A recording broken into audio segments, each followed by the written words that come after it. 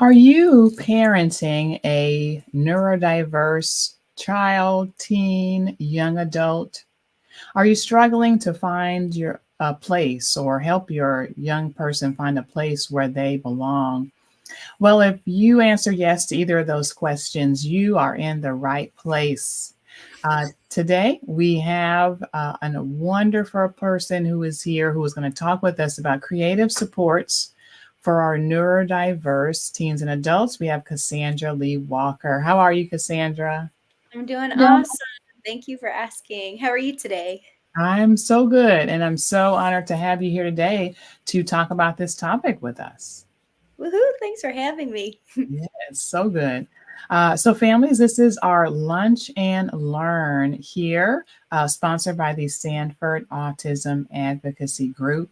And we are just honored to be able to bring topics here and share those that are beneficial for anyone who is parenting a child with unique needs.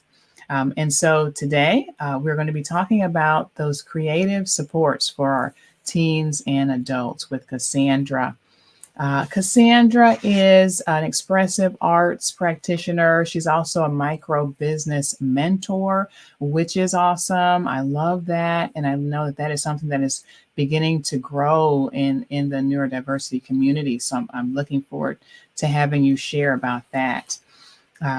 Cassandra has facilitated one-on-one and community art sessions with clients and desire to explore those who desire to explore a wide variety of art modalities, expressive arts therapy. I know you'll tell us a little bit more about that, but that is for individuals to process and explore their responses and reactions and through a creative art process. And the micro mentoring that you're doing, helping neurodiverse young adults to turn their passions into profit, which is amazing. And so, tell us a little bit, Cassandra, about what brought you to this space that you're in right now.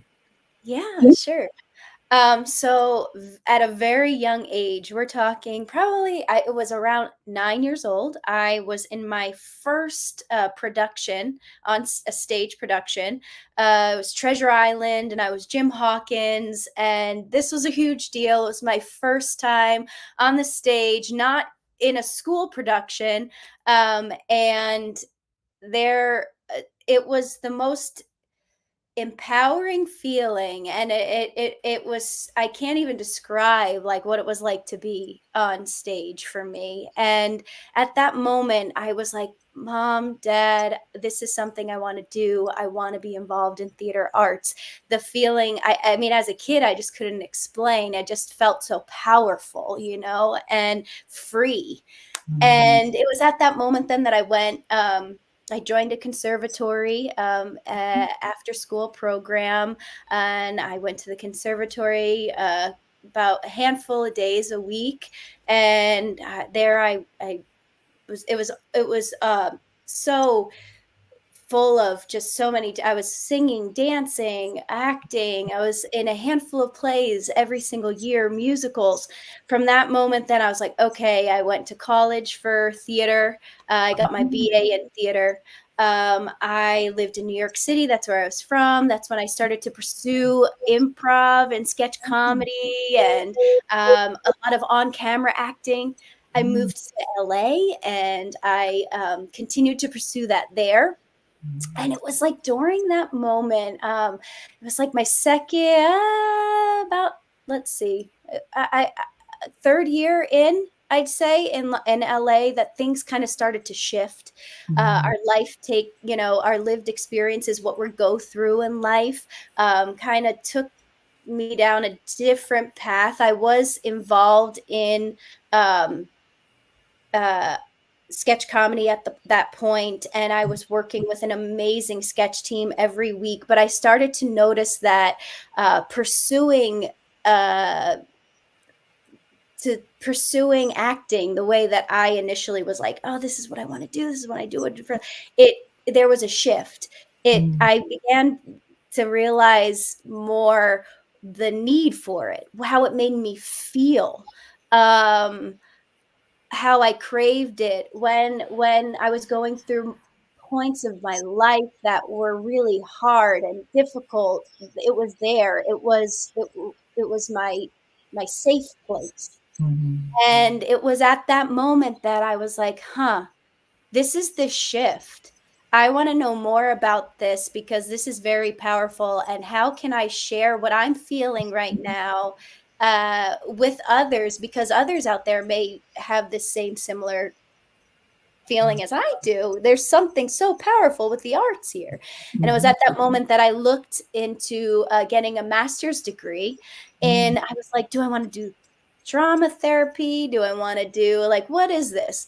And I found out that in San Diego, there is a school called the Expressive Arts Institute, that where I was able to, and I was like, expressive arts therapy, what is this? Yeah. And when I found out that it was encompassing all the different art modalities into this a therapeutic session, and it's just about being creative and just exploring the world of the arts. And so, and I was like, oh wow, this is for me. Like, this Mhm. is even better because it was, I just always at that point then identified my person as just myself as a creative, you know. Mhm. Mhm. That's Mhm. how it started, and I came down to San Diego.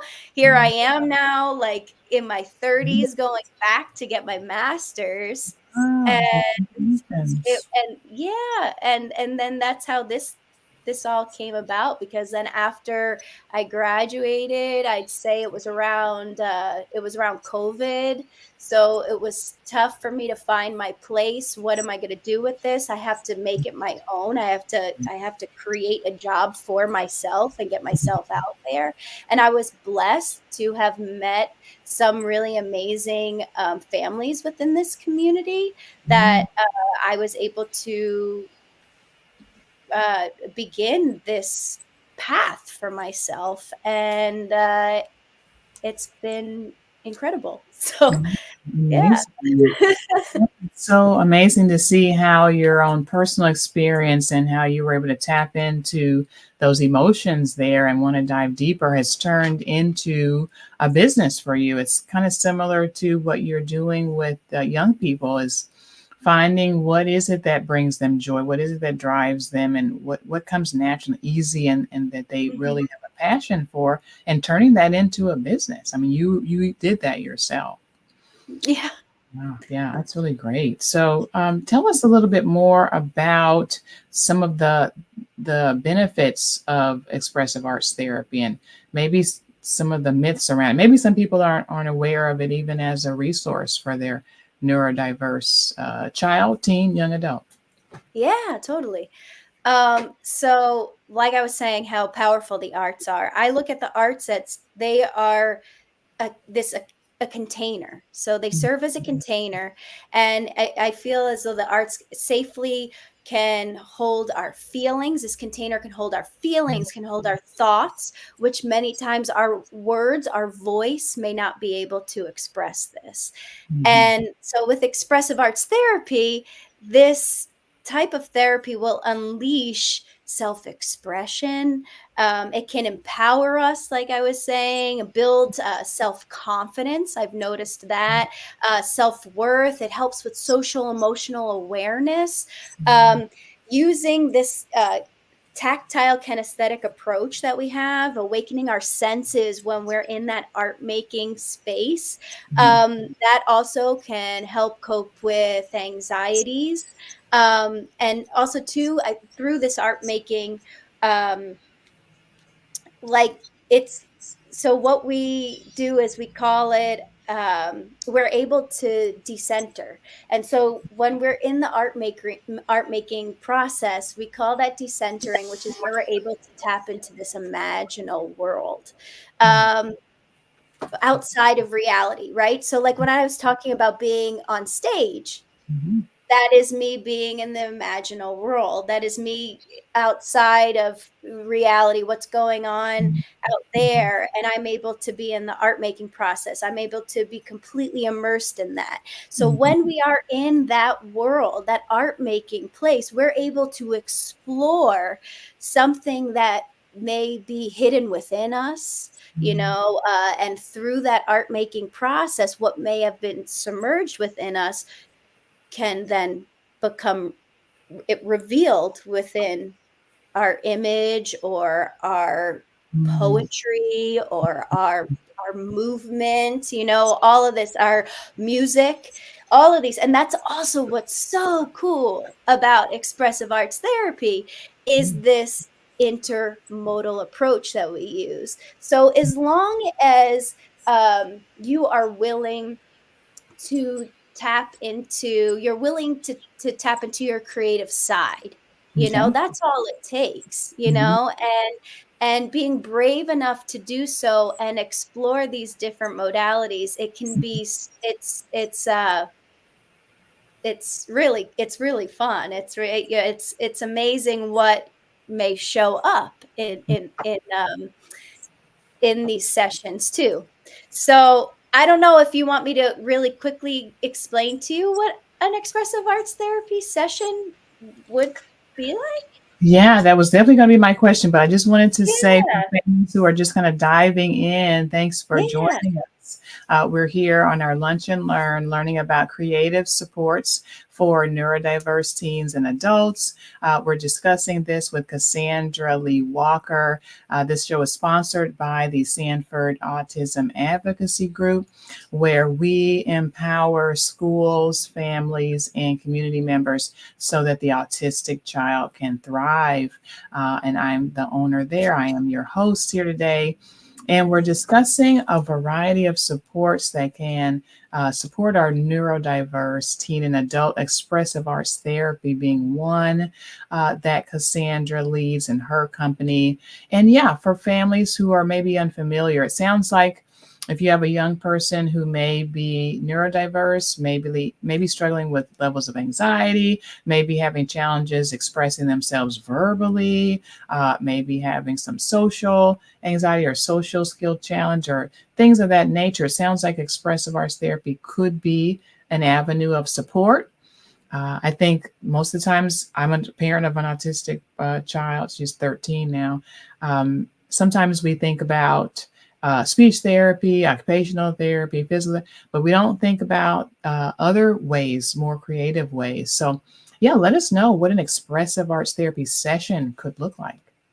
yeah. So the way that a session could look like would be that client would come in, and it starts off in an office setting where I like to actually move. So I go in from the office into the art making. So Mhm. I'll explain to you. It's not just it's actually going from chatting with them about what's going on, why are you here, what are you feeling, what is the problem that you're having, um, and after chatting for a while and hearing what's going on with the client, then based on our their, I guess, what art modality they're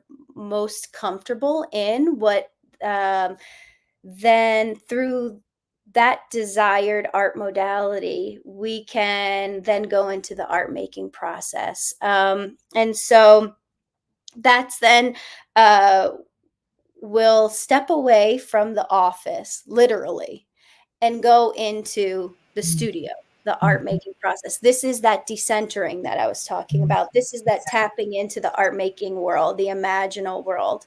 So there, then the client will, I'll give them different materials. So maybe if there's oil pastels and watercolor and so whatever it is that we're based on, I'll give them whatever we're working on. I'll give them art making materials, and then we'll work while they're working on their art. uh, I'll talk with them through this process, through this journey of what I notice. Mhm. So it's like using this phenomenological approach. It's like just looking at everything from the surface, not placing any sort of intention on anything, not interpreting any of their work. Really, just truly what I notice. I notice that you know. There's a lot of big swirly, shapes. I see a lot of, oh, I noticed that you placed this here. I noticed you Mhm. know, um, the different perspectives, looking at it from different angles, like just stating things that I noticed. I noticed that you looked like you were having a difficult time and you were erasing a lot during a point in in your art making process. Things that I just notice, whether it's like emotional stuff Mhm. or it's just uh, part of the image, what I've noticed on paper. And then from the noticing, they'll kind of walk me through it too, and share with me uh, what came up and what they discovered through that art making process. And typically then what ends up happening is sometimes maybe a message may even emerge from this art making process. And Mhm. then when we wrap up our session, we're going to now step away from the art making process and we're going to go back into the Mhm. office Okay. setting, right? The setting there before we step away and we go into the real world, before we go into the world again, right? And so then we'll chat about, we call this the harvesting. We'll chat about what we discovered through the art making process and how that can be related to what they came in with initially, the quote unquote problem, what they were going, and then we can take that and talk about what was discovered in the art making process, what they've you know and we can then bring that into the outside world, and and they can use that as, to help them once they leave the space. So yeah, that's how a session goes. Yeah. Yeah, and that's amazing. I could see that being so powerful for so many individuals who, again, may struggle to verbally explain themselves. Maybe they're, finding themselves dysregulated in different environments and maybe not even understanding within themselves what's going on, but in a space in an environment that is not judgmental, it is just very open and fluid, they might even find out some things about themselves. Mhm. Yeah, it sounds amazing, and you kind of being a guide along that, Mhm. supporting them. Yeah, it sounds amazing. For people, I could totally see a lot of our teens and young adults benefiting from that. Yeah. Now, I know in your program, currently Expressive Arts Therapy, Yes. you're supporting primarily adults. I know that you can support people, 18 and over in that work. Who is your ideal client at this time? Right now, I work with neurodiverse adults. So adults, I guess. Yeah. But anywhere from age 18 and up. Mhm. However, for expressive arts therapy, I can also work with youth, too. Okay. Yeah, so I mean, I haven't shared this yet, but a Mhm. colleague of mine, Michelle Wolski, she's also an expressive arts therapist. Mhm. We share a studio space together, and we have a class called Art Creates Connection. Mhm. And that workshop is once a month, and it's for uh, we capped it from 9 to 12, but what we're noticing is like we have wiggle room there, like younger and a little bit older too, like depending. So but yeah, that workshop is geared towards uh kiddos. So Great. yeah. Great. Yeah. Yet again, another opportunity. I love that in a small group environment, kind of doing some of that exploration. And then I guess people could as well work with you individually if they wanted to do that on an individual level. Yes. I know that we don't have a whole lot of time and there's so much I want to go over today, but I'd love to hear a little bit more about the micro business mentoring that you're doing and what that looks like for our young people. Because I know Mhm. that that is an issue. If anyone is out there who knows about autism research, neurodiversity research, disability, and what happens for adults once our kiddos move on into adulthood, often there is that failure to thrive, unfortunately, statistically. A lot of our young people are not being successful in securing employment or being able to maintain employment. And so I believe the idea of becoming an entrepreneur, having your own business, maybe having a family member support you in that could definitely be a way to go. So tell us a little bit about that that you offer there through the micro business mentoring. Yeah. So that falls under the umbrella of uh creative arts mentoring. So, as a creative arts mentor, I also then will offer my services as a micro business mentor to those that I work with creatively at the studio. For I guess it really truly it started very organically. I I guess I was working with a student of mine as expressive arts therapy. I came in as her expressive arts therapist.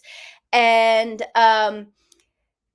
what I soon then noticed is, and it was really cool how this just happened very organically, is that beading for her was something she's done ever since she was a young girl. It was a way for her to regulate herself. It kept her feeling calm. And it was something that was really enjoyable for her to do. It was something that she enjoyed. And through and then it was like when it dawned on me, and with talking with her family, it was like this is an incredible opportunity for this young woman to start a bracelet making, a beading business based off of something that she is so skilled at, she's been doing since she was a young girl, and that she can now profit from that, and she can gain so much, by doing that. Just and it was at that moment that I was also working with another family where it kind of started me out, and it was with Katie Flores and Inclusion Art by Katie. I am her micro business mentor, and with working with her family too, that's what I was hired on as. It was like, okay, hey, like I could use some help with Katie's business. What are your thoughts on this? How can you help, like with, could get signing her up for shows, and finding, like working on her social media, and so giving the opportunity for families, to take a step back a bit and let me kind of take on that responsibility that they have, been living with, and helping them too, with all of these things that I think that, at times it can be a lot, and so kind of offering, right, to give to help and provide support there Mhm. too. And so it was like, and helping with markets and that Mhm. and whatnot. And it was so like I said, so it was just so amazing because then from that, it's like I it I've seen just all of these adults like businesses just like, oh, it's so cool just to see them flourish, and they're just so lit up, and everything that they do and just is so beautiful, and every it's like I'm right now I'm working with Inclusion Art by Katie. I'm working with Kevin the Baker, Emily Rose Sews. She's an incredible fiber artist. You know, you have an amazing baker. And then the story that I was sharing with you earlier, too, about the young girl with her beading business, that's Stephanie, and her business is called Embracelets. And uh, it's just incredible, as you know, so helping them with their branding, helping them with their logos, designing when it comes to some graphic work and things. I'm not high skill at a lot of this, but I have enough skills, to do it.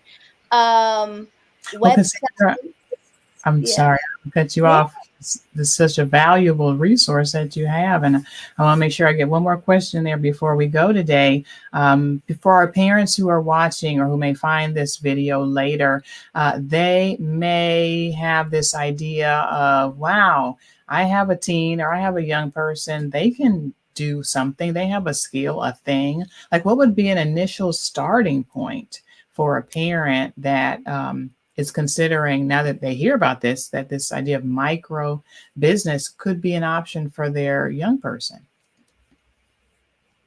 excuse me, what was the question? So, what is a starting point for a Oh, family, for a parent who, after hearing about this, realizes, wow, I have a young person, they are into whatever it is. Where would I even start? If yeah.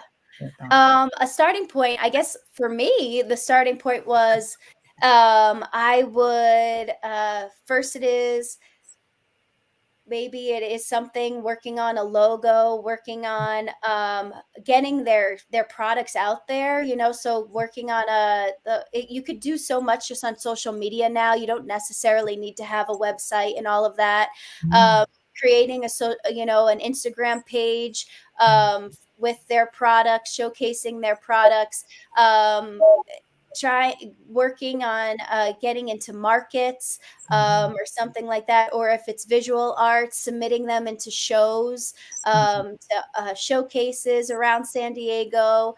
mhm. um, a lot of that I just kind of do by it's a lot of research. It's just really kind of looking at what's happening here in San Diego, and I find that on social media and stuff. And then um yeah, and then I guess, like, building the brand. What is it, who's your thinking a lot about, maybe even if there's possibilities of storefronts, that Mm, there's different locations here. For instance, Blissful Seeds is an amazing storefront that is available and supports this community, so, like, looking into different locations too. Where can my child's products, like, what audience does it speak to? Where can I place their products? And kind of just being brave and going out there and pitching them, because you know what, they're amazing, and you believe in them, and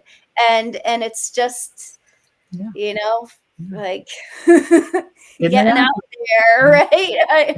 Sure, yeah.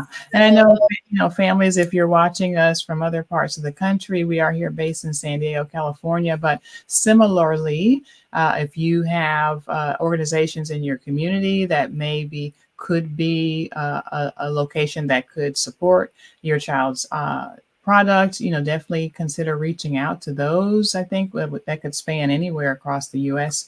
I was recently in North Carolina. There was a coffee shop a coffee shop that employed like, I don't know, 30% of the individuals that worked there were neurodivergent. So I'm like, and they have little things there around with the coffee, but other little things you could buy, t-shirts and such. So yeah, just looking for those opportunities where you could make a connection for your young person. And I love that idea of social media. You don't even need a website these days. It's just, Yeah. starting an account, having that logo, starting the account and showing the world the value of the products that your child creates. That can be amazing. So good stuff. Good stuff. Well, as we wrap up here today, Cassandra, what is one final thought, word, idea that you'd like to leave with the families and people that are watching? Uh, trust the arts. They Mm, hold a lot. They really do. They hold a lot. I started off by talking about that container, mhm. and yeah, and that's where the arts are very powerful. So, um, and if you want to see more of, I guess I would say head on to my website, and you can, I mean, these artists that I'm talking about, these amazing entrepreneurs, Mhm. they're also listed on my website, and you can follow their Instagrams and go to their websites, or, and really just check it out. It's so inspiring. Every single day that I walk into work, I'm so grateful, and it's so incredible to be around this community. I love it. So, Oh, I love yeah. it. Oh, and you're the kind of person, the right energy, the right person, sounds like, for this space. So again, so glad, Cassandra, to have you here today. Go ahead and give a shout out to your website, email. How can people contact you either for expressive arts therapy Mhm. or for more about micro business mentoring? Yeah. So my website is CassandraLeeWalker.com, Mm. and my email address is laugh lettuce dot exa at gmail.com. Yeah. Perfect. All right. And I'm adding that here as well.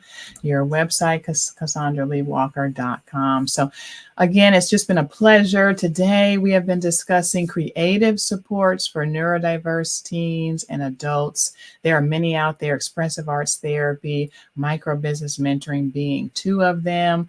So honored again to have Cassandra here today and sharing about that topic. And then along those lines as well, if you have a neurodiverse teen or adult and you're a parent in need of IEP help, or you're a professional with questions about IEPs, feel free to reach out to us at SD, like San Diego, autismhelp.com. Again, I'm Crystal Stanford and Cassandra Lee Walker. Thank you again, Cassandra. Thank Thank you. you. Yes, everyone have a wonderful rest of your day. Bye-bye.